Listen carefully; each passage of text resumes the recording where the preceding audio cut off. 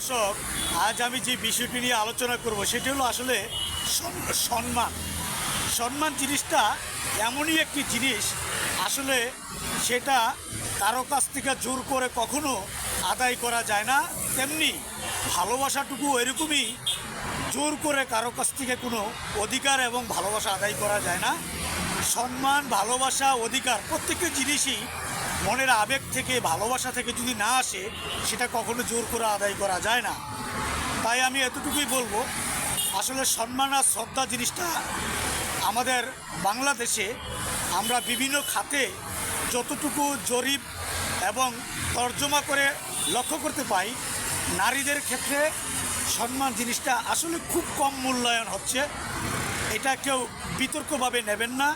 তার প্রধান কারণ হচ্ছে, একটু লক্ষ্য করবেন, আমরা যখন কোনো পরিবহনে যাতায়াত করি, নারীদেরকে যথেষ্ট পরিমাণ সম্মান আমরা করি, কিন্তু তাদের কাছ থেকে বিনিময়ে আমরা হেয়, অপমান, অপদস্থ হই। তার কারণটা আমি আপনাদের কাছে প্রশ্ন ছুড়ে দিলাম।